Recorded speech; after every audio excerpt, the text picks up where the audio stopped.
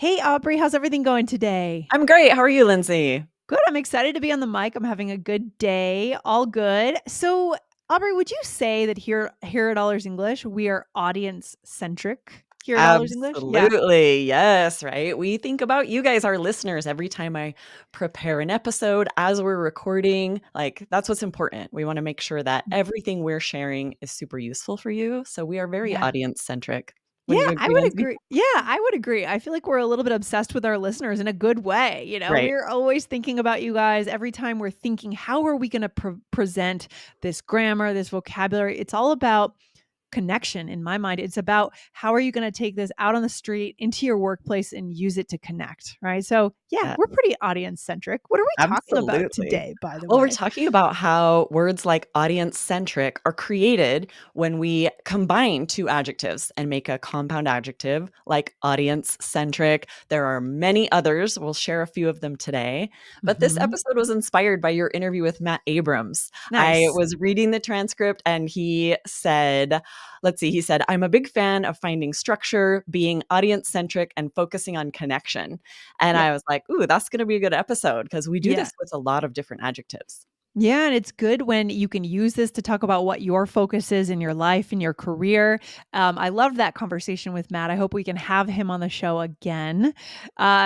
Great, Aubrey. Well, first, before we get into it, we want to remind our listeners hit that follow button so that we drop right into your listening queue. We're in the new year now. It's time to set up this new habit.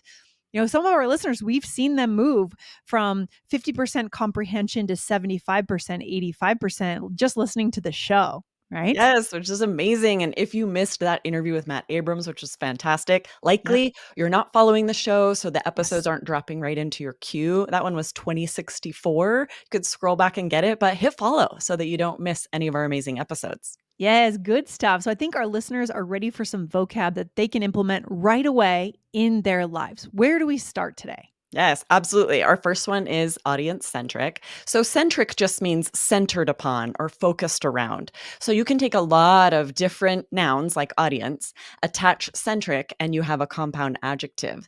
So, we Mhm. have the example that Matt said. Can you give us another one, Yes. Lindsay? Yeah. So here we go. The writers wanted to be audience centric, so they studied feedback from focus groups. And of course, if you are a writer, you need to be writing for your reader. Absolutely, right? Film writers, screenwriters, they're all trying to be audience centric, right? Who am I Mm. targeting? Who's going to want to see this? And you might have focus groups. You're trying to get feedback to make sure that you're focused on the audience. Yeah, certain shows are better at this than others, but it's always For sure. interesting when you see shows pull in modern trends. One show that was really good, really audience centric was The Good Doctor. Did you ever see that? The Good Doctor? Yes, I liked that show. I'm not caught up though. I need to go back and Yeah. catch up. I think they're coming back with another season, so you have Okay. some work to do before. Yeah. But yeah, so that show really does a good job of looking at modern trends in society, like politics, things that we're talking about, not just in the political level, but on the social level, right? Human beings, identification. They bring it all into the show. So it Yeah. feels so real. Like this could happen in real life. Absolutely, which is so important if you're going to really grab an audience, engage an audience. If you at work are doing a presentation, leading a meeting, you want to be audience centric. You want to be thinking Mhm. about who are you presenting to and how will this come across? Yeah, and I love the next one because it's super important. Customer centric or client centric. Customer versus client. Any sense of the difference there, Aubrey? Yeah, right. So when you are selling to someone, anyone purchasing a product, we usually would call a customer. Mhm. Whereas if your business is working with another business or a company, then we'll often call them a client. But sometimes we use these interchangeably. Yeah, I love that. Exactly. So any sample sentences we could use here when it comes to the customer centric and client centric? Yes, we might say product sales are down. I'm not sure we're as customer centric as we need to be. Really important insight. Yes, I Right? know, right? You have to really always know what your customer is interested in, what they need, or sales are going to go down. That's Yeah, you have inevitable. to and you have to be willing to be honest, or if you're running a company at a leadership level or even you just need to make a suggestion, we need to be honest with ourselves of what we're doing wrong, right? Yes, So and good. open to pivoting and changing what we're doing if we're not customer centric enough. Yeah, it's What true. about Here's client another centric? Let's give another example. Yeah, here's an example. So they lost the contract when they weren't client centric enough. Yeah, so Nice. you could see this happening, right? If we're not focused enough on what our client needs, you could lose a contract. It could cause great repercussions. Yeah, for sure. And it could take you by surprise too sometimes, right? If you're a consultant, for example, working with a company and they make new budgets, you always want to be looking for feedback from your client. If you're a consultant, you have a client, a large company, look for feedback on your work, right? That's always good to do. Yeah, good stuff. Absolutely. All right, another one we see often is kid-centric. I see this Hmm. a lot when I'm looking for activities and events to take my kids to. I might see something described as kid-centric, meaning we've thought about the kids, right? They're the focus. Yeah. We're going to make sure there are activities for them. Yeah, for sure. So for example, the event was definitely kid-centric with most of the activities appealing to young children. Yeah, I wonder how that is as a mom trying to navigate options for the weekend, right? And what balance how do you find a balance between something you want to do and enjoy and something Yes. that is designed for the kids? What do you usually do, Aubrey, as a It's mom? especially tricky for us because we have older teenagers Oh and then yeah. sort of a gap and younger kids as well. So it's very difficult to find something that's entertaining for both the older kids and the younger kids and myself, right? That And is me as really well. hard. It's hard. Every now and then we'll find some type of festival or activity where they've really covered all their bases. They're kid centric, they're teenager centric and adult centric, Yeah. and so Yeah. What it's about good just for like a everybody. baseball game? I feel like that could work. Could that Yes, work? The whole something like family? that is perfect, Yeah. right? My, Yeah. husband recently took all of the kids to a hockey game, Oh, and yeah. they all loved it. Like, they Oh, loved the food and the snacks and the exciting game, like, a lot of things are just good for all ages. oh my god, hockey. My niece plays hockey actually, youth hockey, and Nice. my brother loves to take my niece to hockey games. That is yeah, any kind of sporting event because they always do fun things for teenagers on the TVs, the big TVs, and games for kids. And then, of Mhm. course, as an adult, you enjoy the game and the conversation. So that's a good way to go. Absolutely. One more example, you might say, let's make sure the fundraiser is kid centric since many families with children will be attending. So if you're Yes. planning an event, you'll want to think about who's going to be there. Does it need to be kid centric or adult centric? So it's like, Mhm. who are we focusing on? Yeah, I love it. So good. Okay, Aubrey. So, do we have an important caveat, little grammar piece we want to let our listeners know about here? Something they need to know? Yes, the punctuation is tricky when you're adding centric to a word. Mhm.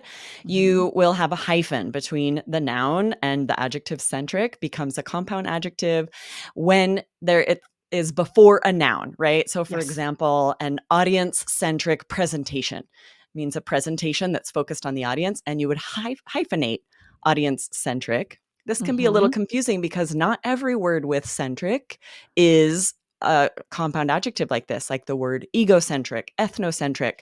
This is a word on its own, and Yes. so there's no hyphen. Yeah, and so there's a lot more to learn. We can't cover all of this today, guys. We want to send you back to another episode that is 1901. Does English grammar make you happy go lucky? Talking about compound adjectives. But just to get a quick gist, right? If I can bring my dog to a hotel, which is always good to find a dog friendly hotel, we would say, is this a dog friendly hotel? Aubrey, would we need a dash there, a hyphen between dog and friendly? Yes, because it's a compound adjective before the noun, Yeah. dog-friendly Mm-hmm. hotel, it would be hyphenated. But Lindsay, Mm-hmm. what if you say, "Is this hotel dog-friendly?" How does the Yeah. punctuation change? So we don't need the hyphen when it comes after that noun. Is this hotel dog friendly? All right. So at that point, it's no longer needing the hyphen. So, guys, if you're confused about this, first of all, you're not alone. A lot of native speakers are confused about this. I can Absolutely, we see a guarantee. lot of mistakes made by native speakers as well with these. Yeah. So go over first, listen to that episode. And then, a tool like Grammarly is super helpful for this kind of thing, right? I use Grammarly inside my emails just to make sure I'm not making these little mistakes. And you can find resources to help with that. Mhm. Absolutely. And we use this with many different words, right? You might see millennial centric, Gen X centric, female centric. And at one point, it was definitely becoming overused. And when I was Interesting. looking this up, I saw an interesting article in the New York Times by Huh. Philip Corbett. This is from 2013. And he was really passionate about the fact that we were using this too much. He said that he had counted 150 times that centric had been added to make a compound adjective that year in 2013 in the New York Times. And then he compared it to previous years. He said in 2000, that was only 72 times and just 24 in 1995. So it really spiked in usage there, didn't it? It ramped up. I love it when linguists get passionate. I love Yes. reading in the New York Times, the linguist columns.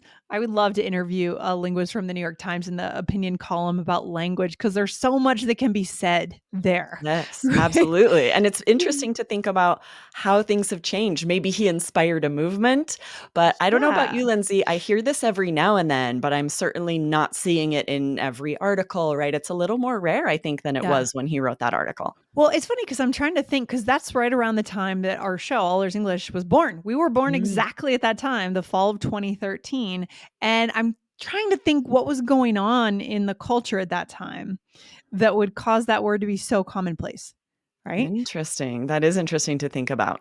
It could be social media was kinda having its peak. I feel like social media, Facebook kinda peaked around 2010, 2011, 2013, and maybe it was talking about brands, again, becoming more customer centric because they're connecting on social media all the time. Yes, and this he has a list an exhaustive list of all of the words that had been seen in New York Times, and it was a lot more like they would just say, like, window-centric, "This house is window-centric, Mm, chair-centric," like, we were adding it to weird. all kinds of words that now we're a little more, um, picky about the words we add "centric" to, it seems like. Huh, okay, that's fascinating. I like to go back in time and see what was going on in our heads at that time, but different Right. time, different era. So, Aubrey, do we have a role play here? Yes, let's do it. You and I are planning an event in this role play. All right, here we go. I saw the posters that were printed and I really like them. I agree. They're very customer centric, and I think will appeal to the crowds we're hoping to draw. Definitely. I know the marketing team was trying to be audience centric, and I think they nailed it. Are we expecting many kids to attend? I noticed the activities weren't very kid centric. That's a good point. We may want to add some kid friendly entertainment.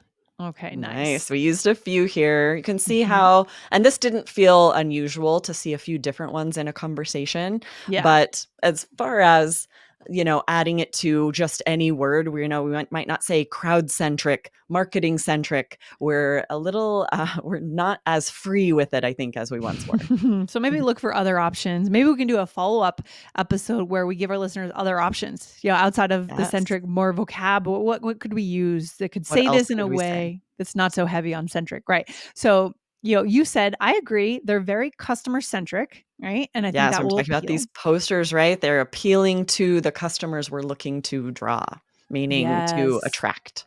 Yes, I love that. And then what did I say after that? And you said the marketing team was trying to be audience centric and they nailed it. So the marketing team was really thinking about who is our audience here? Who's going to be interested in this event? Yeah, I love it. And then you said, are we expecting many kids to attend? I noticed the activities weren't very kid centric, right? So centered around kids. Right. So if there are only like beer gardens and dart boards and we know lots of families with kids will be coming, then we might Yeah. say this like, ooh, this isn't very kid centric. Yeah. That leads to an opinion question here. When it comes to weddings, Aubrey, what is your opinion on kids invited or kids not invited? Like, what do you think I guess it's personal preference, but if you were That's true. getting I married today, personally prefer kids not invited yeah. because as a parent of many children, it's nice to every now and then have an opportunity to get dressed, eat, dance, and not have to Yes. worry about where are my kids, how are they doing? And so Yes. I understand when people want to make it kid friendly and they'll invite the kids, but I do Yeah. feel like it's nice for parents to have an excuse sometimes to get a sitter and go out without the kids. 100%. That's how we did our wedding. We were very clear, it's except for my niece was allowed to come, so she got a pass. The Yes. one kid. Mhm. But basically no kids, and actually our friends said, "Thank you," because we wanna go away for the weekend. We wanna fly to Colorado and have a fun weekend as a couple, you know? Absolutely. Yes, Yeah. I agree, and no offense to, anybody who would rather have an event and have it be very kid-friendly. As far as weddings, sometimes you can have, sort of a kid-centric activity earlier in the day, Yeah, and then an adults-only dinner, reception, dancing at right. night, so you can Yeah. kinda have the best of both worlds. It's true, it's true. So, anyways, good stuff. Just wanted to know because I feel like people have strong opinions sometimes Yes. about those things. Very interesting topic. Maybe that'll be our poll for today. Who knows? Who Ooh, knows? So, yes, love that. any final takeaway for our listeners today? Yes, guys, adding centric like this does make your speech more native and natural. Use it to connect in English, but definitely be careful not to overdo it. I like your idea, Lindsay, of having a follow-up of all the different ways we could say this, because if you're saying centric over and over and over, you might inspire another New York Times writer to get I very know. passionate about scaling it back. Yeah, you never know when you're gonna see yourself in the New York Times, the, Right. linguist columns, say, "Ooh, that's me that they're griping about," right? Ooh, guilty, raise your hand, guilty. That's hilarious. Maybe go back in time and talk with some of your native speaker friends, guys.